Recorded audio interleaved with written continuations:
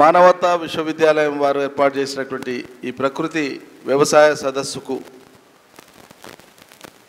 ఈ సదస్సు సందర్భంగా ఏర్పాటైనటువంటి ఈ కార్యక్రమానికి అధ్యక్షత వహిస్తున్నటువంటి దీని వ్యవస్థాపకులు శ్రీ శ్రీనివాస్ గారు గౌరవనీయులు, ముఖ్య వక్తగా ఈ కార్యక్రమంలో పాల్గొంటున్నటువంటి గౌరవనీయులు శ్రీ ప్రసాద్ గారు, వేదిక మీద ఉన్నటువంటి ఇతర సోదరిమణులు సోదరులు, ఈ సదస్సులో ఉన్నటువంటి ప్రకృతి ప్రేమికులు, వ్యవసాయ ప్రేమికులు, మానవ ప్రేమికులు, చరాచర సృష్టిలో ఉన్నటువంటి జీవకోటి ప్రేమికులు, మీడియా మిత్రులు, మీ అందరికీ నా హృదయపూర్వకమైనటువంటి నమస్కారాలు. మీరంతా ప్రేమికులు కాదా? జీవకోటి ప్రేమికులు కాదా? గట్టి కొడతలేరు చప్పట్లు, గట్టి కొట్టండి. ఇంకా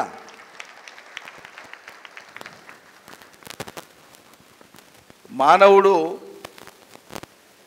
ఈ మొత్తం సృష్టిలో ఈ చరాచర కోటాను కోట్ల లెక్క కట్టలేనటువంటి జీవరాశుల మధ్యలో ఒక జీవి. కానీ మానవుడు ఏమనుకుంటాడంటే, ఈ మొత్తం ప్రకృతిని నేను జయించి నా పిడికిట్లో పెట్టుకున్నా, నేను అజమాయిషి చేసిందే ప్రకృతి, నేను ఎట్లా చెప్తే అట్లా వినేదే ప్రకృతి అనేటువంటి ఒక అహంకార పరాకాష్ఠకు మానవలోకం చేరినటువంటి దశలో ఇలా మళ్ళా మనం పునరాలోచించుకునేటువంటి విధంగా ఈ సదస్సులు జరుగుతున్నాయి. ఈ అంకురార్పణ ఇది భవిష్యత్ తరాలకు బాటలు వేస్తుందని నేను విశ్వసిస్తున్నా. భారతదేశం ప్రత్యేకించి వ్యవసాయము ఇతర దేశాలలో వృత్తులలో ఒక వృత్తి, దాన్ని వాళ్ళు అట్లే చూస్తారు. వాళ్ళకుండే పారిశ్రామిక, వాణిజ్య, ఇతర వృత్తులలో భాగంగా, సేవా రంగాల వృత్తులలో భాగంగా వ్యవసాయం కూడా ఒక వృత్తిగా చూస్తారు. కానీ భారతదేశంలో మాత్రం వ్యవసాయం అనేది వృత్తి మాత్రమే కాదు, వ్యవసాయం అనేది ఒక జీవన విధానం. ఈ దేశంలో తరాలుగా, శతాబ్దాలుగా. అయితే ఈ వ్యవసాయ రంగంలోకి అధిక దిగుబడుల పేరు మీద కానీ, రోగాల నియంత్రణ పేరు మీద కానీ, మంచి వంగడాలను ఇచ్చే పేరు మీద కానీ, దేశీయమైనటువంటి అజమాయిషి ఒకసారి పక్కకు జరిగి విదేశీ కంపెనీలకు ఇక్కడ ఆస్కారం ఇచ్చిన తొలినాళ్ల నుంచి ఇగో విపరిణామాలు అక్కడ మొదలైనవి. వాస్తవంగా అక్కడి నుంచి మొదలై ఈరోజు అవి ఒక పరాకాష్ఠకు చేరిపోయి ఉన్నాయి. చివరికి చట్టాల ద్వారా వాటిని కఠినంగా నియంత్రించాలని ప్రభుత్వాలు నిర్ణయం తీసుకోవాల్సినటువంటి ఒక గంభీర పరిస్థితి నెలకొని ఉంది దేశవ్యాప్తంగా. దానికి ఎవరు అతీతులు కాదు. కానీ తెలంగాణ ప్రాంతంలో మరి మనం కొన్ని ప్రత్యేకతలు కలిగి ఉన్నాం అదృష్టానికి. ఇతర ప్రాంతాలతో పోలిస్తే తెలంగాణలో ఉండేటువంటి వ్యవసాయ విధానం తప్పకుండా వైవిధ్యభరితమైనటువంటిది. తెలంగాణతో పాటు గతంలో నైజాం రాష్ట్రంలో భాగంగా ఉండినటువంటి, చాలా కాలం భాగంగా ఉండినటువంటి సీడెడ్ ప్రాంతాలైనటువంటి రాయలసీమ జిల్లాలు కూడా ఇదే వైవిధ్యాన్ని కలిగి ఉంటాయి. ప్రత్యేకంగా కర్నూలు, అనంతపురం, కడప, చిత్తూరు మీద ఆ ప్రభావం లేదు. మళ్ళా ఈ 3 జిల్లాలు తెలంగాణ ప్రస్తుతం మొత్తం ఉండేటువంటి మన 33 జిల్లాలు కలిపి ఆహార ఉత్పత్తుల విషయంలో కానీ, ఆహారాన్ని వినియోగించేటువంటి పద్ధతులలో కానీ, జీవన విధానంలో కానీ, వ్యవసాయక విధానంలో కానీ సారూప్యత ఉంటుంది. పెద్దగా తేడాలు ఉండవు, దాదాపు ఒకే తీరుగా ఉంటాయి. వంట వార్పులు కానీ, వండుకునేటువంటి పదార్థాలు కానీ, భుజించే విధానం కానీ, ఆ సమయాలు కానీ, ఇవన్నీ కూడా రైతు సంస్కృతి కనిపిస్తుంది మొత్తంగా మనకు. అది ఇప్పుడిప్పుడు నగరాలుగా ఎదుగుతున్నటువంటి పట్టణాలలో కొంత మార్పు కనిపిస్తూ ఉంది మనకు. హైదరాబాద్ లాంటి నగరంలో చాలా భారీ మార్పులు వచ్చినాయి, పెను మార్పులు వచ్చినాయి. కర్నూలు, అనంతపురం, కడప లాంటి జిల్లా కేంద్రాలు నగరాలుగా అభివృద్ధి చెందేటువంటి క్రమంలో అక్కడ కూడా ఈ కొత్తదనం పేరు మీద ఆహార అలవాట్లలో అక్కడ కూడా ప్రజలలో మార్పులు కనిపిస్తూ ఉన్నాయి. ఇది నేపథ్యం. అయితే దేశంలో ఇతర ప్రాంతాలకు లేని, మనకు మాత్రమే ప్రత్యేకంగా ఉండేటువంటి కొన్ని లక్షణాలు ఉన్నాయి. ఎత్తు పల్లాలు ఉండేటువంటి ప్రాంతం, గాలి వీచిన గాలి ద్వారా సంపర్కం జరిగేటువంటి పంటలకు కానీ, అదేవిధంగా గాలి మోతాదును నియంత్రించి వాడుకునేటువంటి విధానం కానీ తెలంగాణలో ఉండేటువంటి ఎత్తు పల్లాలుండి కొండలు గుట్టలు ఉండేటువంటి ఈ నైసర్గిక స్వరూపం అనేటువంటిది ప్రకృతి వ్యవసాయానికి చాలా అద్భుతంగా కలిసి వచ్చేటువంటి అంశం అది. అందుకే ఎత్తు పల్లాలు ఉండేటువంటి ఈ నేల మీదనే నీటితో పంటలు పండించేటువంటి నాగరికత, తొలి నాగరికత ప్రారంభమైనప్పుడు ప్రపంచంలోని ఏ ప్రాంతంలో కూడా నీళ్లను నిల్వ చేసి ఈ నీళ్లతో ఈ రకంగా పంటలు పండించవచ్చు అని ఇంత విస్తారంగా ప్రపంచంలో ఎక్కడా జరగలే. కాకతీయ రెడ్డి రాజుల కాలంలో తెలంగాణ నేల మీద, ప్రస్తుత తెలంగాణ నేల మీద నిర్మాణమైనటువంటి చెరువులు, అంతకంటే ముందు విష్ణుకుండిల కాలంలో నిర్మాణం మొదలైనటువంటి చెరువులు కాకతీయుల కాలంలో విస్తరించిపోయినాయి మహా ఉద్యమంలాగా. నిజాం కాలం, అసోజాయి కాలం, అంతకంటే కుతుబ్షాహీ కాలాలు వచ్చేటప్పటికీ ఈ సాంకేతిక వ్యవస్థ, నీటిపారుదల వ్యవస్థ చాలా గొప్పగా ఉన్నదని రాజులు సైతం దాన్ని కొనసాగించినారు.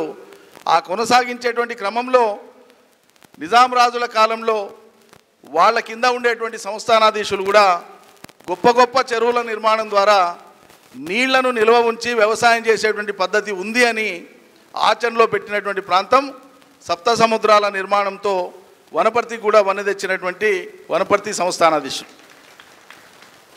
ఈ చెరువుల నిర్మాణం అనేటువంటిది మనకు అందుకే రాయలసీమలో ఉంటుంది. రాయలసీమ అంటే వేరు కాదు, చాలామంది రాయలసీమ అంటే ఆంధ్ర అనుకుంటారు. వాళ్ళ అదృష్టం బాలేక తెలంగాణ ఉద్యమం జరిగేటప్పుడు మనకు మద్దతు ఇచ్చింటే బాగుండే, కానీ కోస్తా ఆంధ్రోళ్ళ నిషాల పడిపోయి రాయలసీమ వాళ్ళు కోస్తాలో ఆంధ్రోళ్ళు పడిపోయి అటు కలుసుకొని పోయినారు. అది వాళ్ళ విషాద కాదా, మనం ఏం చేయలేము దానికి. ఆనెస్ట్గా వాళ్ళు తెలంగాణ కలిసి వచ్చింటే అది వేరు ఉండేది, కలిసి రాలే. రాయలసీమ వాళ్ళ భుజాల మీద తుపాకులను పెట్టి కోస్తా ఆంధ్ర వాళ్ళు చాలా బలంగా పేల్చేటువంటి ప్రయత్నం చేసి విఫలమైపోయినారు. ఆ క్రమంలో పాపం రాయలసీమ వాళ్ళు ఆగమైపోయినారు.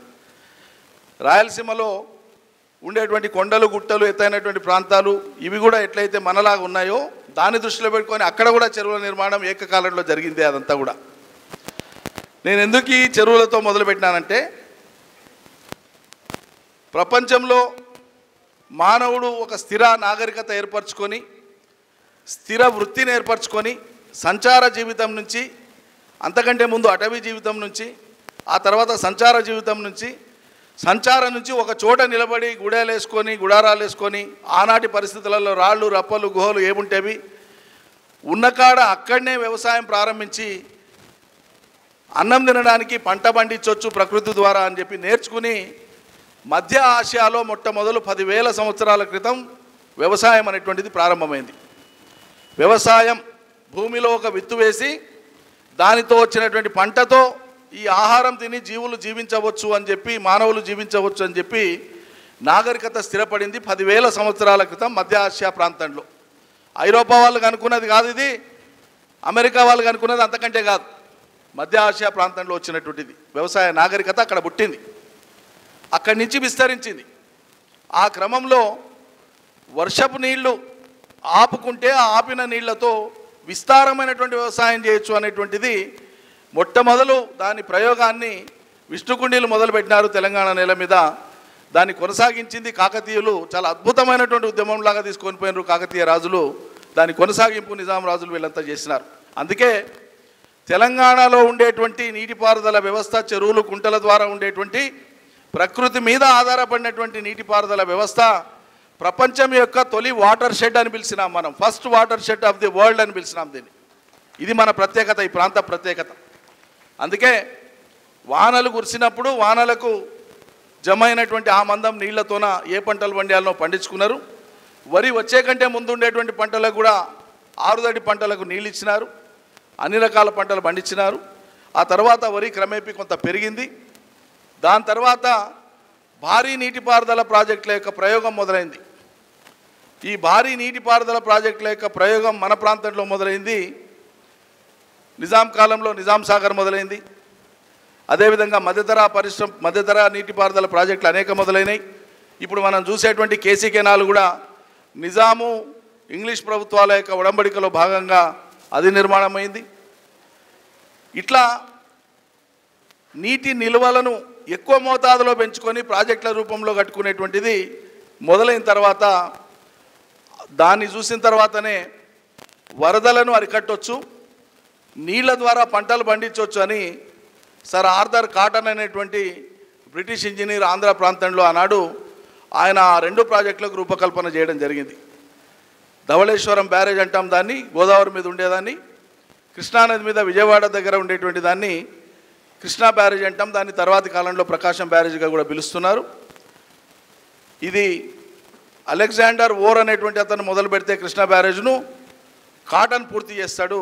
ధవళేశ్వరాన్ని కాటనే మొదలుపెట్టి కాటన్ పూర్తి చేస్తాడు. తద్వారా 2,92,000 ఎకరాలకు ఒకటి, దాదాపు 3 లక్షల ఎకరాలకు మరొకటి, ఆ 2 ప్రాజెక్టులను ఆంధ్ర తెలంగాణ ఏర్పడే కంటే ముందు అవతల నిర్మాణం అవుతాయి. ఆంధ్ర తెలంగాణ 2 కలిసే కంటే ముందు అక్కడ ఏర్పాటవుతాయి. ఒకసారి అక్కడ ఏర్పాటు అయినాక మూలం ఏడుందో చెప్పే ప్రయత్నం నేను చేస్తూ ఉన్నా. అక్కడ పండేటువంటి పంటలు, అంతకుముందు పండినటువంటి పంటలు పల్నాడు ప్రాంతంలో అంటే గుంటూరు జిల్లాలోని మాచర్ల, సత్తెనపల్లి, వినుకొండ, పూర్వపు గుంటూరు జిల్లాకు సంబంధించినటువంటి దర్శి, ఖమ్మము, కర్నూలుకు సంబంధించినటువంటి ద్రోణు, ఈ ప్రాంతాలన్నీ కూడా అటు నుంచి డెల్టా కానుకునేటువంటి ప్రాంతాలు నీళ్లను ఒకసారి ప్రాజెక్టుల ద్వారా, కాలువల ద్వారా ఇవ్వడం మొదలుపెట్టినాక పల్నాడు ప్రాంతంలో ఆనాడు పండుతూ వచ్చినటువంటి సాంప్రదాయ పంటలు రాగులు కానీ, సజ్జలు కానీ, జొన్నలు కానీ ఇవన్నీ కూడా క్రమేపీ తగ్గిపోయినాయి. ఒక్క వరి మాత్రమే ప్రధాన పంట, ఏకైక పంట. మధ్యలో మినుములు వేసుకునేటువంటిది, అది కూడా కమర్షియల్ ఆలోచనతోన 2 పంటల నడుమ గ్యాప్ మినుములు వేసుకుంటే ఆదాయం వస్తుందని వేసుకొని మినుములు వేసి పొల సారం కోసం అని చెప్పి మినుములు వేయడం మొదలుపెట్టారు. గోదావరి జిల్లాలలో, ఉభయ గోదావరి జిల్లాలలో, కృష్ణా జిల్లాలో ఆ ప్రాంతాలలో వచ్చినటువంటి 2 డెల్టాల మధ్యలో పంట వచ్చినటువంటిది, ఆంధ్ర ప్రాంతంలో వచ్చినటువంటి పంట ఏదైతే వచ్చిందో వరి పంట, ఆ రైతాంగానికి మార్కెట్ కావాలి. ఆ వరిని రాష్ట్రంలో కానీ దేశంలో కానీ విస్తారంగా అమ్మకం జరగాలి. మనం ఏమనుకున్నామంటే చాలా అమాయకంగా, అబ్బా ప్రభుత్వం ఎంత గొప్పది, 2 రూపాయలకే కిలో బియ్యం ఇస్తున్నదంటే వరుసగా 4 సార్లు 5 సార్లు ఓటేసి మామను అల్లుణ్ణి వరుసగా గెలిపించినాం తెలంగాణ ప్రజలం ఆ బియ్యానికి ఆశపడి. కానీ ఆ బియ్యం రాష్ట్ర ప్రభుత్వం పౌర సరఫరాల శాఖ ద్వారా కొని ఆంధ్ర రైతాంగానికి ఇచ్చేటువంటి రేట్ ఇవ్వాల్సిందే, రైతులు బతకాల్సిందే. కానీ ఇతర పంటలను ప్రోత్సహించకుండా ఆ వరి పంట మొత్తానికి తెలంగాణ ఒక మార్కెట్గా ఉపయోగించి మనం కంట్రోల్ బియ్యం కోసం లైన్లలో నిలబడి 2 రూపాయల కిలో బియ్యం తినేటువంటి అలవాటును బలవంతంగా మనకు నేర్పించినటువంటి పాలకులు ఈ ప్రాంతంలో ఇతర పంటల్ని కూడా పండియచ్చు, వెనకటి నుంచి వస్తున్నటువంటి పంటల్ని కూడా పండియాలి అని ప్రోత్సహించలేనాడు. ఇప్పుడు మన దృక్పథంలో మార్పు ఉంది. చాలా అంశాలు ఉన్నాయి, వాటి జోలికి ఇంకా పోను. ఇంతకు మించి ప్రారంభానికి ప్రాతిపదిక కావాలి చెప్పడానికి, కాబట్టి నేను ఈ విషయాలు స్పృశించినాను. ఇవాళ తెలంగాణ అనుసరిస్తున్నటువంటి విధానం 100కి 100 పాళ్ళు తెలంగాణలో క్రమేపీ, ఇది ఒకరోజు జరిగేది కాదు. ప్రభుత్వానికి ఒక స్పష్టత ఉన్నది. వ్యవసాయ రంగం పట్ల, తెలంగాణ వ్యవసాయ రంగం పట్ల కేసీఆర్ గారికి ఒక స్పష్టమైనటువంటి విజన్ ఉంది. మొట్టమొదలు రైతును అప్పుల ఊబిలోకి వెళ్ళి బయటేయాలి. అక్కడి నుంచి రైతుకు ఆత్మవిశ్వాసం పెంచాలి. అక్కడి నుంచి రైతు నేను చేసేటువంటి వృత్తి గొప్పది అనేటువంటి ఒక ఆత్మ గౌరవాన్ని కలిగేటట్లు చేయాలి. అక్కడి నుంచి రైతు ఆర్థికంగా కూడా నేను ఈ వృత్తి చేస్తే నిలబడగలను అనేటువంటి ఒక నమ్మకాన్ని ఇవ్వాలి. వీటిని దృష్టిలో పెట్టుకునే ఒక్కొక్క కార్యక్రమాన్ని మనం రూపొందించినాం. ఏ ఒక్క కార్యక్రమం ఒట్టిగా రూపొందించింది కాదు, గాలికి రూపొందించింది కాదు.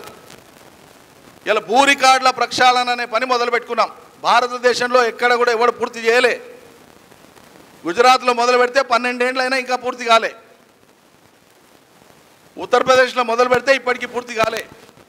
కానీ తెలంగాణ రాష్ట్రంలో 94% భూ రికార్డుల ప్రక్షాళన ఏడాది కాలంలో పూర్తి చేసేసినాం. ఎందుకు? ఒక రైతుకు మనం ఏదైనా ఒక సదుపాయం ఇవ్వాలన్నా, సబ్సిడీ ఇవ్వాలన్నా, ఆర్థిక ప్రేరణ ఇవ్వాలన్నా ఆ రైతును గుర్తించే విధానం ఏంది? క్రయ విక్రయాలు అయినాయి,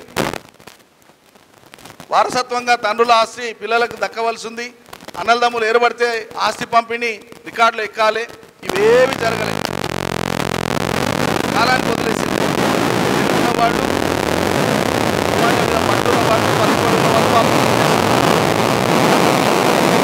కానీ జనసామాన్యం నియత మీద బతుకుతుంది.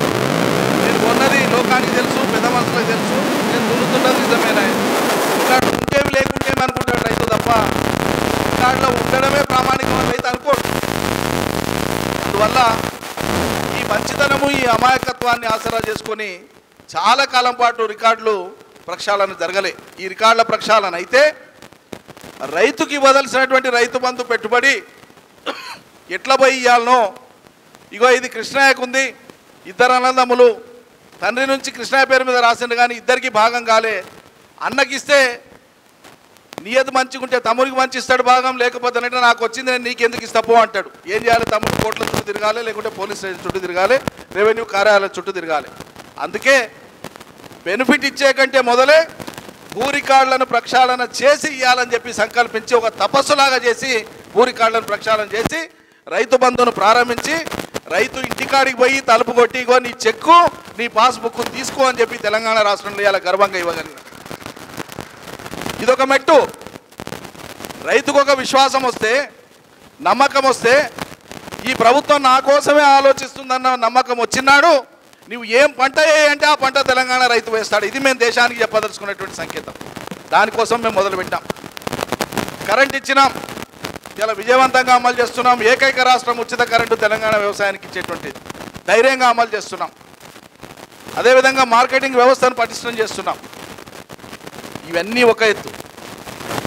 ఒకేసారి నువ్వు రైతు దగ్గర పోయి నువ్వు యూరియా వేయకు, డిఏపి వేయకు, నువ్వు ఈ రకంగా పండిస్తేనే బతుకుతా అంటే నేను బతకనికే సరిపోతుంది కానీ, నేను తిననికే సరిపోతుంది కానీ నాకు మార్కెట్ ఎట్లా, పిల్ల పెండ్లు ఎట్లా, వచ్చినటువంటి ఆస్తి అంతా ఏం చేయాలన్న ప్రశ్నలు వస్తాయి.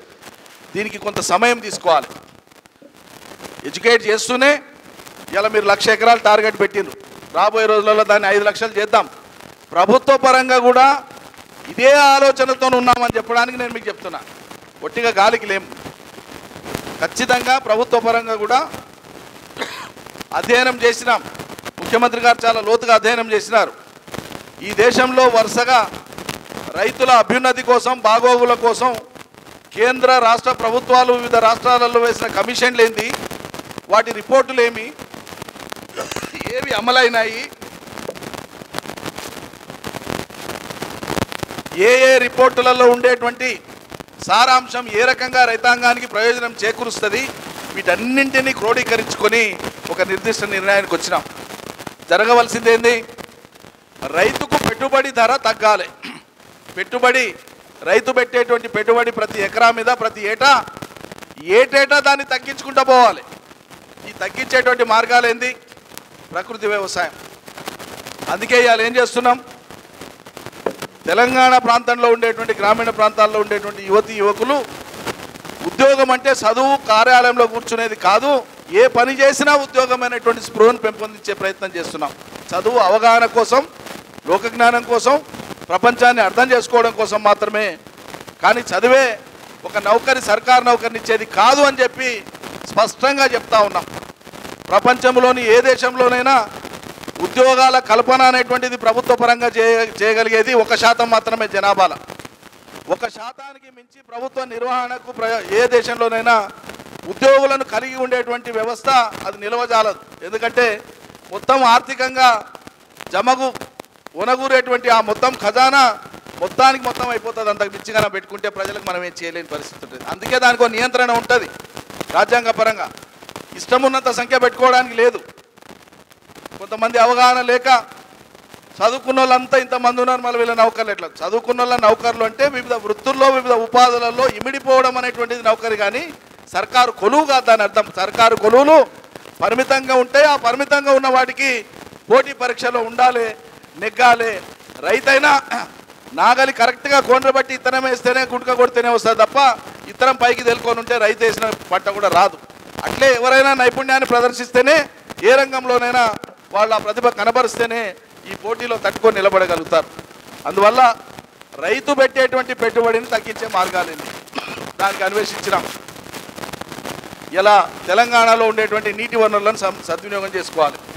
కేవలం నీళ్లతోనే పంటలు ఇవ్వడమే కాదు, నీళ్ళు వస్తే ఇగో చేప పిల్లలను కనుక ఉచితంగా ఇస్తే ఆ రంగంలో ఉండేటువంటి మత్స్య కార్మికులకు జీవనాధారం అవుతుంది అని చెప్పి ఇచ్చినాము.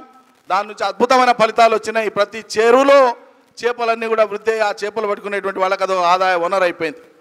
చేపలు ఉండడం మూలంగా ఆ నీటిలో ఉండేటువంటి ఇతరత్ర జీవరాశులు ఏవైతే ఉంటాయో పంటలకు హాని కలిగించేటివి అవి తగ్గుతాయి, నీళ్లు పరిశుభ్రం అయిపోయి పంటలకు మేలవుతుంది. ఇది కూడా ఒక సూత్రమే, ప్రతిదానికి ఒక లింక్ ఉంది. అదేవిధంగా పాడి పశువులను వృద్ధి చేసేటువంటి ఆలోచనతో ఉన్నాం. వెనకటికి ఎక్కడ పోయినా ఏ ఇంట్లోకి పోయినా అర్ధ ఎకరా ఉన్న రైతుకైనా ఒక లెంక సేద్యం ఉండేది. తాను చేసుకొని మిగతా టైంలో ఎక్కువ పొలాలు ఉండేటువంటి వాళ్ళ కిరాయిలకు పోయేది, బదులకు పోయేది, పాలకు పోయేది. కానీ ఇప్పుడు 10 ఎకరాలు 20 ఎకరాలు ఉండేటువంటి రైతుల ఇండ్ల ముందర కూడా ఆవులు ఎడ్లు కనిపిస్తలేవు. ఉంటే గింటే నల్లబర్లు ఉన్నాయి పాల కోసం విని. అందుకని మళ్ళీ మార్చి ఆవులు ఉండాలి, బర్రెలు ఉండాలి, ఎడ్లు ఉండాలి, సేద్యం ఉండాలి. ఆ పెండ ఉంటే, ఆ పెండ వాసన ఉంటే, ఆ రొచ్చు వాసన ఉంటే ఆ ఇంట్లో లక్ష్మీదేవి ఉన్నట్లే లెక్క. ఇది లేకపోతే బోసిపోయినట్లు లెక్క. అందుకే ఇలా మళ్ళీ పాడి పశువులు పెంచమని చెప్తున్నాం. ఈ పాడి పశువులు పెంచితే మన దొడ్ల కట్టేసినంతసేపు పెండ వేస్తుంది, అది ఆడమూత్రం పోస్తుంది. కానీ నువ్వు బయట మేపానికి ఇచ్చినప్పుడు, మందల పోయినప్పుడు, ఊరి పశువులంతా పోయినప్పుడు ఆ ఊరి పొలమర్ల మొత్తం భూమి నాకి వస్తాయి, తిరిగి వస్తాయి. అక్కడక్కడ అవి పొద్దు నుంచి పొద్దుముక్కే వరకు వాటి కాలకృత్యాలు అవి చేస్తాయి.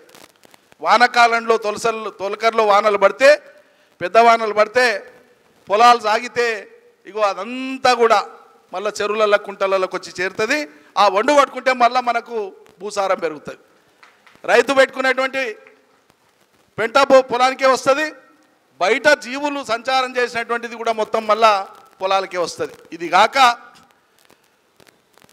గ్రామీణ ఆర్థిక వ్యవస్థని పరిపుష్టి చేయాలి.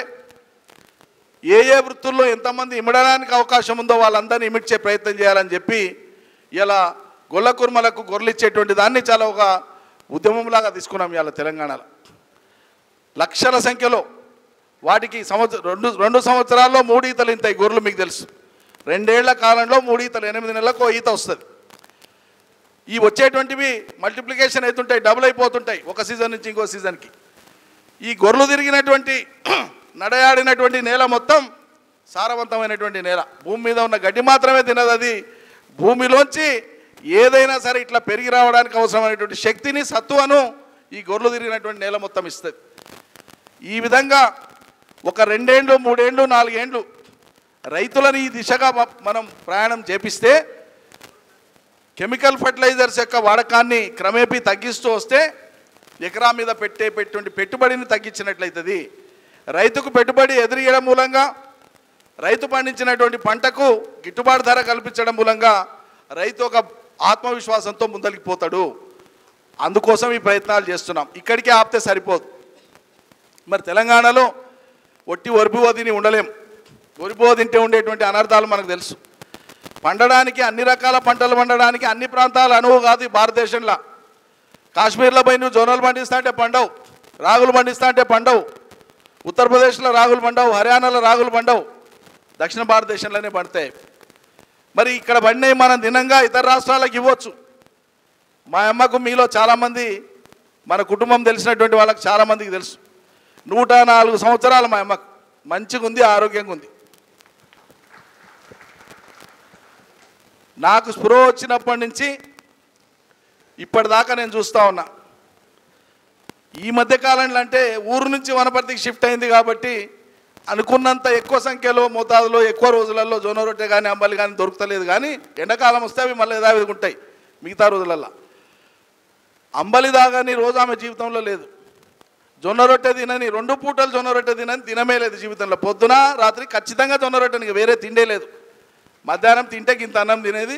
అది కూడా వరి పువ్వులు దొరకని పాత రోజులల్లో జొన్న సంకటి ఉండేది. అప్పట్లో ఆర్క పువ్వు ఉండేది, నాకు గుర్తుంది. స్కూల్కి పోయే పిల్లలకు మాకు మాత్రం వరి బియ్యం పెట్టి వాళ్ళు మాత్రం ఆర్క బియ్యం అవి తినేది. అవి ఏదో లేక తినేదని మేము అనుకుంటుండే తెలవక. కానీ ఇప్పుడు సూపర్ మార్కెట్లో పోతానంటే 800 సార్ అది కొర్రలు, ఆర్కలు 150-200 పెట్టి కొనుక్కొని తినాలి. మనమేమో ఓట్ల కోసం 1 రూపాయికే బియ్యం ఇస్తామని మనం చెప్పబడుతుంది. వ్యవస్థ రివర్స్లో పోకుండా గాడిలో పెట్టేటువంటి ప్రయత్నం మనం చేస్తున్నాం. ఇది ఒక్కరోజు జరిగేటువంటి ప్రయత్నం, ఒక్కరోజు వచ్చే ఫలితాలు కాదు. ఇది నేను స్వతహాగా వ్యక్తిగా పుట్టుకతో వ్యవసాయ కుటుంబం, వృత్తిపరంగా న్యాయవాదిని, ప్రవృత్తిపరంగా తెలంగాణ జెండా పట్టుకొని రాజకీయవాదిగా మీ మధ్యలో ఉన్నా, ఇవాళ వ్యవసాయ మంత్రిగా మీ ముందున్నా. నేను అది ఏ వేదికనైనా ఇట్లా గట్టిగా మాట్లాడితే 10 ఓట్లు రావంటే అయినా సరే అని మాట్లాడేవాడిని. నేను మొహమాటం లేకుండా ప్లాస్టిక్కు వ్యతిరేకం అని చెప్పినా నేను పాటిస్తాను. నేను ఫంక్షన్ హాల్ల కాడికి పోతే చాలాసార్లు మా మీటింగ్లో మా సోదరులకు చెప్తా, రోజుకు నాయకులం కాబట్టి ఎక్కువ మంది పిలుస్తారు, ప్రేమ ఉంటుంది వాళ్ళకి. మా సార్ మాకు ఇట్లా కాలు పెట్టిపోతే చాలు మాకు అదో గౌరవం అనుకుంటారు, ప్రేమతో పిలుస్తారు, సంతోషం. వాళ్ళ అభిమానాన్ని మనం కాదనిలేం, చాలా ప్రేమగా పిలుస్తారు. హాల్లోకి ఎంటర్ అయినప్పుడు జనం అంతా చూసుకున్నాక హాల్ బయటికి నేను ఒకసారి తొంగి చూస్తా. ఆ పడ్డటువంటి ప్లాస్టిక్ ప్లేట్లు, ప్లాస్టిక్ గ్లాసులు ఒక్క సంవత్సరం ఒక్క పట్టణంలో జరిగేటువంటి మొత్తం పెళ్లిళ్ళను మీరు లెక్కేస్తే ఎన్ని క్వింటాళ్ళ ప్లాస్టిక్లు మనమే భూమాత మీద వేస్తున్నాం ఒకసారి ఆలోచన చేయండి. మనం దాని మీద ఎవరు ఆలోచిస్తలేం. మున్సిపాలిటీ వాళ్ళు ఎత్తుకపోతారు కదా, 2 రోజులు లేట్ అయితే ఏమో ఈ కొడుకులు మున్సిపాలిటీ వాళ్ళు ఇంకా రాకపోయారు అంటారు. మనమే వేసిన వాళ్ళమే. కానీ ప్రత్యామ్నాయాల వైపు మనం చూస్తలేం. విస్తరాకులు వాడిన రోజులు తెలంగాణ మోదుగపూల వనం. తెలుగు సాహిత్యంలో వచ్చినటువంటి మొట్టమొదటి నవల మోదుగ పూలు అనే పేరు మీద వచ్చింది నవల. తెలంగాణ నేల మీద వచ్చినటువంటి నవల అది మోదుగ పూలు. ఈ ప్రకృతికి అందాన్ని ఇచ్చేటువంటివి మోదుగ పూలు. ఫిబ్రవరి మాసం చివరిలో ఇక్కడి నుంచి మొదలు పెడితే మీకు మార్చి 15-20 వరకు ఎక్కడ చూసినా కూడా తెలంగాణలో మోదుగ చెట్లకు ఆకులు కనిపించవు, పువ్వులే కనిపిస్తుంటాయి. అవి రాయలసీమలో కూడా కనిపిస్తుంటాయి. ప్రయాణం చేసినంతసేపు భూమి మీద మొలిసినటువంటి అద్భుతమైనటువంటి రంగుతో అవి ఆవిష్కరిస్తుంటాయి. ఎంత రమణీయంగా ఉంటాయి, ఎంత గొప్పగా ఉంటాయి. మరి అటువంటి మోదుగాకుల విస్తర్లు కనుమరుగైపోయినాయి. ఆ విస్తర్లు వాడిన రోజులు ఊరూరులో తెలుగోళ్ళు ఎండాకాలం వస్తే ఆకులు తెంపుకొని వచ్చి విస్తరాకులు కుట్టి మొత్తం వాళ్ళు కట్టలు బెర్చి పెట్టుకుందరు. పెండ్లిళ్ళు శుభకార్యాలైనప్పుడు ఆ విస్తరాకులు ఏ ఊర్లోనైనా అవే వాడేది. ఇప్పుడు అదేం లేదు. సూపర్ మార్కెట్ పోయేది, ప్లాస్టిక్ తీసుకొచ్చేది, పర్రున చింపేది, తల వంచేది, వేసుకునేది, లడ్డ మింగేది, తీసి అవతల పడేసేది. అయిపోయి. మార్పు రావాలి. ఎక్కడోళ్ళం అక్కడ అనుకుంటే అవకాశం ఉన్న కాడికి మొదలు పెడతాం.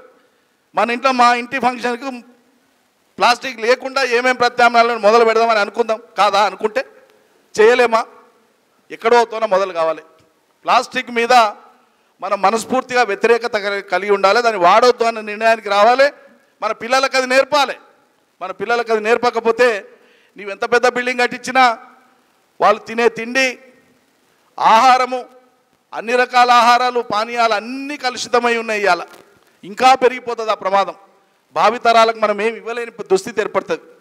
అందుకే వ్యవసాయ రంగంలో ఒక దూరదృష్టి కలిగి ఉన్నాం. ఇవాళ అదృష్టవశాత్తు నాకు చాలా ఇష్టమైనటువంటి శాఖను మాన్య ముఖ్యమంత్రి వర్యులు నాకు అప్పగించినందుకు నేను మనస్ఫూర్తిగా ప్రతి వేదిక మీద వారికి ధన్యవాదాలు అర్పిస్తానే పోతున్నా. ఓ సంకల్పం ఉంది, దృఢమైనటువంటి సంకల్పం ఉంది. చూద్దాం. మీ అందరి యొక్క సహకారం, రాష్ట్ర ప్రజల సహకారం ఉంటే ఖచ్చితంగా ముందడుగు వేస్తామనేటువంటి విశ్వాసం ఉంది. అందుకే ఈరోజే ఓ ప్లాన్ చేస్తున్నాం. వ్యవసాయ విశ్వవిద్యాలయం వాళ్ళు మనోళ్ళు ముఖ్యమంత్రి గారి సూచనల మేరకు అధ్యయనం చేస్తూ ఉన్నారు. తెలంగాణ మొత్తం క్రాప్ కాలనీస్గా ఏర్పాటు చేయబోతున్నాం. మొత్తం తెలంగాణ ప్రాంతాన్ని ఏ ప్రాంతంలో ఏ పంటలకు అనువో ముందు అది డిసైడ్ చేస్తాం. మక్క పంట కరీంనగర్లో, నిజామాబాద్ జిల్లాలో వచ్చినంత దిగుబడి రాష్ట్రంలో మరెక్కడా రాదు. దానికి ఉండేటువంటి వాతావరణ పరిస్థితులు కానీ, భూములు కానీ అక్కడే సూట్ అవుతున్నాయి. నేను కూడా వేసి చూసిన మక్క, డ్రిప్ కూడా పెట్టి చూసిన పోయిన సంవత్సరం. ఇంతింత పొడుగు కంకి వచ్చింది. కానీ తూకం వేసి చూస్తే మొత్తంలో 25-30 క్వింటాలకు మించి రాలే ఎకరా. కావేరీ 55 అని ఒక సీడ్ ఉంది మక్కలో. కావేరీ సీడ్స్ వాళ్ళది. అది ఎందుకు మీరు 55 పెట్టిందని వాళ్ళ ఎండీని నేను అడిగిన ఒకసారి. భాస్కర్ ఆయన పేరు. కేసీఆర్ గారి ఫామ్ పోతుంటే ఉంటుంది ఆయన ఫ్యాక్టరీ, సీడ్ ఫ్యాక్టరీ. ఏం లేదు రెడ్డి గారు, మేము మొత్తం ఎక్స్పెరిమెంట్ చేసి ఫైనలైజ్ చేసి ప్రూవ్ చేసినాము. 55 క్వింటాల కంటే తక్కువ వస్తే రైతు మా మీద కేసు వేయచ్చు అని కూడా చెప్పినాం. కాకపోతే మేము చెప్పిన పద్ధతిలో చేస్తే వస్తాను. ప్రూవ్ అయింది, వస్తుంది. అలా కరీంనగర్లో 55 క్వింటాలు వస్తూ ఉంది. అందుకని క్రాప్ కాలనీలు ఎక్కడ పండ్లు కూరగాయలు పండాలి, వనపర్తిలో మనం తినేటువంటి 1,00,000 జనాభా ప్రజలకు అవసరమైనటువంటి కూరగాయలల్లా సాప అంతా ఉన్నటువంటి చిన్న చిన్న మళ్ళు చుట్టుముట్టుంటాయి, సరిపోతాయా మనకు? ఏడు నుంచి వస్తున్నాయి మన కూరగాయలు? బెంగళూరు నుంచి వస్తున్నాయి, సిగ్గుపడాలి మనం. అందుకని క్రాప్ కాలనీలలో మన దృక్పథం ఏంది ఇవ్వాలంటే, హైదరాబాద్ మహానగరం చుట్టూ కానీ కొత్తగా ఏర్పాటైనటువంటి 32 జిల్లా కేంద్రాల చుట్టూ కానీ ఉండేటువంటి పరిసర గ్రామాలలో రైతాంగానికి ఆయా పట్టణాలలో ఉండేటువంటి ప్రజల ఆహారపు అలవాట్లు ఏంది, అవసరాలు ఏంది ఒక అంచనాకు వచ్చి ఆ రకమైనవి పండిస్తే మీకు ఎక్కువగా మేము సబ్సిడీలు ఇస్తాము, ఎక్కువగా దానికి ఆదాయం వచ్చేటట్లు చేస్తామని ప్రభుత్వం గ్యారంటీగా ఉంటుంది. తప్పకుండా అప్పుడు రైతు వేస్తాడు. నేను పండిస్తే సార్ మీరు చెప్తిరి, నేను పాలకూర కట్టలేసి పుండికూర కట్టలేసి ఎవడు కొనకపోయినా నేను అగ్గోకిచ్చి వస్తే అనేటువంటి పరిస్థితి ఉండదు. ఖచ్చితంగా ఈ రేటుకు కొనేటువంటి ఏర్పాటు భవిష్యత్తులో ప్రభుత్వం చేస్తుంది. ఇది మనం ఆలోచిస్తున్నటువంటి తీరు. ఇలా ఏంది పుంటికూర, 5 ఎకరాల వ్యవసాయం ఉండేటువంటి రైతు కూడా పుంటికూరకు వచ్చి మళ్ళీ సంతలో కొనుక్కొని పోవాలి. పుంటికూర 4 పుంటికూర కట్టాలని సంతలో కొనుక్కొని పోవాలి. లక్ష్మీకాంత్ రెడ్డి సాబ్ పెద్దగూడెంలో 8 ఎకరాలు నాటే 5 ఎకరాలు బుడ్డలే వనపర్తి సంతకు వచ్చి ఆకుకూరలు కొనుక్కొని ప్లాస్టిక్ కవర్లు తీసుకొని పోవాలి. ఆ ప్లాస్టిక్ వేస్తే నువ్వు కొన్న కూరగాయలు ఎడబండినో తెలియదు, వాడు ఎంత డిఎఫ్ వేసిండో ఎంత పిచికారి కొట్టిండో ఏం తెలియదు మనకు. అందుకని ప్రపంచ దేశాలలో ఎవరికీ లేనటువంటి ఒక అద్భుతమైనటువంటి అవకాశం భారతదేశానికి ఉంది, ప్రత్యేకంగా దక్షిణ భారతదేశానికి ఉంది. యాపకాయల మీద పేటెంట్ మనది, యాప చెట్టు మీద. ఈ యాప ఇత్తనం నుంచి వచ్చేటువంటి నూనె ఇలా ప్రూవ్ అయిపోయింది. ఏ పెస్టిసైడ్స్ ఏ కెమికల్స్ కాదు, అద్భుతంగా పనిచేస్తుంది. ఇది మనం తగు మోతాదులో ఎట్లా వాడాలో వాడతలేం మన ఇంటి ముందర ఉన్న యాప చెట్టువి కూడా బజార్లో పడిపోయింటాయి, మనం పట్టించుకోం. అవి ఎక్కడి వాళ్ళం అక్కడ దాన్ని ఏరి గుడితోన రుబ్బి పెంటలో పోసుకుంటే ఆ ఎరువు కూడా మక్కిపోతే అది కూడా ఉపయోగపడుతుంది. నేను ఇప్పుడు చెప్పినవన్నీ కూడా ఒట్టిగా చెప్తలేను, నేను ఇవన్నీ 12 ఏళ్ల నుంచి చేస్తూ మీకు చెప్తున్నా. మీకు ఎవరికైనా అనుమానం ఉంటే నా పొలం కాడికి వచ్చి చూడండి. నాకు ఎంత తిక్క ఉంటుందంటే, పోయిన సంవత్సరం మా ప్రవీణ్ ఉన్నాడు కదా ఏంటి ఆర్గానిక్ ప్రవీణ్ రెడ్డి, ఆయన ఆధ్వర్యంలో నా ఫామ్ మొత్తం ఆర్గానిక్ వైపు తీసుకొని పోతున్నాం. పోయిన సంవత్సరం మామిడి వాడు తీసుకోనికే వచ్చిండు బేరగాడు. ఇంకొక వారం 10 రోజులు అయితే రైపు అయితే తెంపాలి. నేను కొంచెం రైతు కదా, రేటు 4 రూపాయలు ఎక్కువ వచ్చేదాకా ఆగుదామని ఆగిన. వాడు వస్తే నువ్వు ఎప్పుడు కటింగ్ చేస్తావు, రేటు మంచి చెడ్డలు మాట్లాడేటప్పుడు వాడు ఏమన్నా నాదేమో సార్ రేపే పెట్టేస్తా బండి అన్నాడు. అరే ఇంకో వారం 10 రోజులు అవుతుంది కదా నా ఇది అయినాక మచ్చ వచ్చినాక నువ్వు తెంపినాక మళ్ళీ మాగుతుంది అనుకున్నప్పుడు తెంపాలి కదా. దానిదేమో సార్ ఇట్లా పౌడర్ ప్యాకెట్లు పెడతాం అయిపోతుంది, అమ్ముతూనే ఉంటాం, అవన్నీ చూస్తాం సార్. నేను అనుకుని నీకు ఇయ్యను పో అని చెప్పిన. అరే అదేం సార్ ఇయ్యను పో అన్నా. ఈ లోపల ఎవరు రాలే వారం రోజులలో. నేను మనసుకు నిర్ణయం తీసుకున్నా, నాకు ధర రాకపోయినా పర్లే, నేను ఇంత కష్టపడి పండించిన మామిడి చెట్లు కార్బైడ్తోన ఏ మనిషి తినవద్దు భూగోళంలో. అది నిజాయితీగా పండితేనే తినాలన్నా మొత్తం ఎవ్వరికి వెళ్ళే మొత్తం తోటలో పండిందంతా కూడా బాక్సులు చేసి 1000 మందికి పంచేసిన. ఆయన పోయిన సంవత్సరం పంచలే. మరి తిన్నోళ్ళు మీరు ఏమంటలేరు? మా కలెక్టర్కు, ఎస్పీకి, జిల్లా అధికారులకు, ప్రెస్ మిత్రులకు మీరు కూడా ఏమంటలేరు? తిని కూడా మామిడి పండ్లు కార్యకర్తలకు, నాయకులకు. నేను ఇది తిక్కోండే చేయలే, ఒక సంకల్పం. వాడికి కూడా తెలవాలి, అరే ఎక్కడో ఒకడో ఇద్దరో ఉంటారు కార్బైడ్ను వ్యతిరేకించే వాళ్ళు అనేది వానికి కూడా తెలవాలి. ఆ కార్బైడ్ పెట్టి తినిపించి మనం ప్రేమగా మన పిల్లలకు తీసుకొని పోయి చిన్నవి తినిపిస్తే విషం తినిపిస్తున్నట్టు. మన ప్రేమ కాదు, మనం విషం పెడుతున్నట్లు వాళ్ళకి. అందుకే మనం కొన్ని స్పష్టత కలిగి ఉండాలి. రైతులు మీరు కూడా రూపాయి ఎక్కువ వస్తుందంటే డబ్బును ఎవరికో ఇవ్వకుండా అవసరమైతే సొంత మార్కెట్ చేసుకుందాం. రాబోయే రోజులలో మన ప్రాంతంలో నేను రెండింటి మీద దృష్టి పెట్టినా. ఒకటి మామిడికి ఎగుమతి ఒకవైపు, రెండవ వైపు ప్రాసెసింగ్, దాన్ని ప్రాసెస్ చేసేటువంటిది న్యాచురల్ పద్ధతులలో. రెండవది వేరుశనగ. మన ప్రాంతం భారతదేశంలోనే అగ్రగామిగా ఉంది ఇవాళ. ఒకప్పుడు అనంతపురం జిల్లా వేరుశనగ ఖరీఫ్లో ఎక్కువ వచ్చేది, ఇవాళ అనంతపురంలో తగ్గిపోయింది. యాసంగిలో వేరుశనగ వనపర్తి, నాగర్ కర్నూలు, గద్వాల ఈ ప్రాంతాలలో విపరీతంగా ఉంది. మన వనపర్తి ప్రాంతం ఎక్కువ ఉంది. భారతదేశం యొక్క సగటు ఉత్పత్తికి మించి వరుసగా 3 ఏళ్ల నుంచి మనది అధిక ఉత్పత్తిలో ఉన్నాం వేరుశనగ. మన వేరుశనగలో అఫ్లాటాక్సిన్ అనేటువంటి పదార్థం లేదు. అది విదేశాల ఎగుమతికి ఉపయోగపడుతుంది. అందుకే ప్రయోగాత్మకంగా ఇక్రిసాట్ వాళ్ళు పరిశోధనలు చేసి వాళ్ళు చెప్పింది ఏంటంటే ఇది అద్భుతమైనటువంటి వేరుశనగ ఈ ప్రాంతంలో వచ్చేది. ఇక్కడ ఒక ఆయిల్ ఉత్పత్తికి మీరు బై ప్రోడక్ట్స్ కనుక ఏదైనా ప్రభుత్వం పరంగా పెద్ద ఎత్తున పెడితే బాగుంటుందంటే ప్రయోగాత్మకంగా చిన్నది ప్రారంభించడం జరిగింది. మహిళా సంఘాల నేతృత్వంలో కలెక్టర్ గారు చొరవ తీసుకొని నేను ఇవాళ వ్యవసాయ మంత్రిగా మార్కెటింగ్ మంత్రిగా నేనే ఉన్నాను కాబట్టి వేరుశనగకు సంబంధించి మన ప్రాంతంలో గతంలో బీచ్పల్లి దగ్గర ఆయిల్ ఫెడ్ ద్వారా ఒక పెద్ద సంస్థను ఏర్పాటు చేసినారు. అది సరిగా నిర్వహించకుండా కోట్ల రూపాయల విలువ చేసేటువంటి ఆ పరికరాలు కానీ ఆ షెడ్లు కానీ ఆ మొత్తం భూమిని కానీ నిరుపయోగంగా వదిలేసినారు. అడివైపోయింది. మొన్ననే అధికారులకు చెప్పినా ఇలా పత్రికలలో కూడా వచ్చింది, మీరు సాక్షులు వచ్చింది చూడండి. ఆయిల్ ఫెడ్ సంస్థను మళ్ళీ రీఓపెన్ చేసి మనం నేషనల్ సంస్థ ఒకటి ఉంటుంది, దానికి సంబంధించి వాళ్ళకు కొంత బకాయిలు పడ్డాం. ఆ డబ్బు కట్టి ఆ సంస్థను మనం చేతికి సంపూర్ణంగా రాష్ట్ర ప్రభుత్వ పరిధిలోకి తీసుకొని మన రాష్ట్ర ప్రభుత్వ పరిధిలో నడిచేటువంటి ఆయిల్ ఫెడ్ ద్వారా స్వచ్ఛమైనటువంటి వేరుశెనగ నూనె తెలంగాణ బ్రాండ్ పేరు మీద, వనపర్తి బ్రాండ్ పేరు మీద, పాతపాలమూరు బ్రాండ్ పేరు మీద దేశ విదేశాలకు మనం పంపించేటువంటి ప్రయత్నంలో ఉన్నాం. ఒక్కటి విజయవంతమైన చాలు జీవితంలో మనం గొప్ప చేసిన తృప్తి మిగిలిపోతుంది. అందుకే ఇటువంటి కొన్ని పెట్టుకున్న లక్ష్యాలు మీ అందరి నుంచి కూడా సహకారం కావాలి. వ్యవసాయ మంత్రి అనగానే ఏం సబ్సిడీలు వచ్చానో, ఎక్కువ మందికి ఎన్ని సబ్సిడీలు ఇచ్చానో చూడకుండా మన ప్రాంతంలో ఆరోగ్యకరమైనటువంటి పంటలు, ప్రజలకు అవసరమైనటువంటి పంటలు పండించడంలో మనం ఎంత ముందుకు పోతున్నాం, ఎంత ప్రభుత్వానికి కలిసి వస్తున్నాం అనేటువంటి కోణంలో కూడా మీరు దయచేసి ఆలోచించాలని చెప్పి నేను చెప్తూ, మనం ప్రకృతిలో అంతర్భాగం. మనం ఏనాడు కూడా దానికి విరుద్ధంగా పోవద్దు. ప్రకృతి తనను తాను సరి చేసుకుంటుంది. ఎక్కడ సమతుల్యత లోపించినా ప్రకృతి తన సమతుల్యతను తానే నిర్ధారించుకుంటుంది. భూకంపాలు వస్తే మనం ఏమనుకుంటామంటే భూకంపం వచ్చాయని భయపడిపోతాం. భూకంపం రావడం కూడా సహజం, లేకుంటే ప్రకృతి నిలవదు. అది బ్యాలెన్స్ చేసుకోవాలి. ఎక్కడో చోట అది ఎరప్ట్ అయిపోవాలి. మనిషికి కోపం వచ్చినప్పుడు కడుపులనే పెట్టుకుంటానంటే రోగం వస్తుంది. ఏదో రూపంలో అది బయటపడిపోతే ఎల్లడైపోతుంది. అట్లా భూమికి కూడా భూగర్భంలో ఉండేటువంటి లావా ఏదో రూపంలో బయటికి విరజిమ్మకపోతే ఆ పేరుకపోయినటువంటి లావాలు వివిధ జాగాలలో ఉన్న లావాలంతా ఒక్కసారి విస్ఫోటనం చెందితే భూగోళం ఉండదు.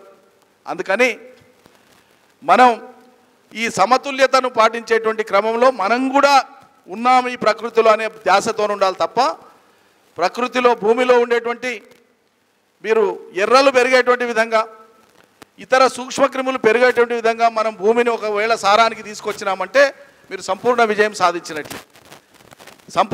సాధించినట్లే. న్యూజిలాండ్ అనేటువంటి చిన్న దేశం ఉంటుంది. నేను అక్కడికి చాలాసార్లు పోయొచ్చినా, మా పిల్లలు ఉండ్రి కాబట్టి ఎక్కువ రోజులు కూడా ఉన్నా, మధ్యలో కొన్ని మాసాలు ఉన్నా, చూసిన ఆ మొత్తం భూమి, ఆ మొత్తం వాళ్ళకు ఉండేటువంటి ఆ భూమిలో ఆ ద్వీపం మొత్తం అది మొత్తం ఎర్రలే ఉంటాయి. భూమిలన్నీ ఏడ చూసినా మొత్తం భూమినంతా కూడా అది ఇట్లా మొత్తం మెత్తగా చేసి ఎర్రలు మొత్తం ఏడ చూసినా మీరు ఊరికే ఇట్లా కిలో మట్టి తీయండి, దాంట్లో మీకు చేతికి వచ్చిన ఎర్రలు దొరుకుతాయి. అంత సారవంతంగా వాళ్ళు భూమిని తయారు చేసిండ్రు.